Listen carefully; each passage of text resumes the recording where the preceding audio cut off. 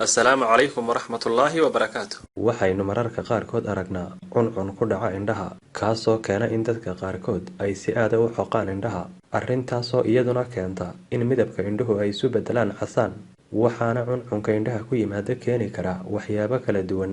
waxaana kamid ah waxyaabaha keeni kara nooc kamid ah xasaasiyadda oo qofku uu dareemo waxaana lagula taliyaa qofka dareema xasaasiyadda noocaasa inuu iskaga fogaado waxyaabaha ku keenaya xasaasiyadda soo jeedka xad dhaafka oo qofku uu caadaysto ayaa isaguna cilada noocana ku keeni kara indhaha daawashada faraha badan ee tiifiyada iyo waxa la midka oo qofku muddo dheer uu daawado iyadoo indhihiisu aanay sameynaynin wax dhaqdhaqaaqa ayaa iyaduna keeni karta arrintan igfashan ku dhaca indhaha iyo hareerahooda ayaa iyaduna keenta arrintan inuu qofku si khaldan u taabto ama ugu dhawaado waxyaabo kiimika ah oo aan la rabin in loo dhawaado ayaa iyaduna keenta arrinta noocana waxaana lagula taliyaa qofka ay haysata arrintani inaanu dhayalsan ee si degdega uula xidhiidha dhakhtar si wax looga qabto inta arrintu ay dhowdahay waxaanan idiin soo gudbin doonaa 6 cunto oo lagu tilmaamay inay yihiin kuwa ugu fiican caafimaad qabka indhaha sidoo kalena qayb weyn ka qaata aragtida indhaha kuwaasi oo kala ah kaarooga filfisha cagaaran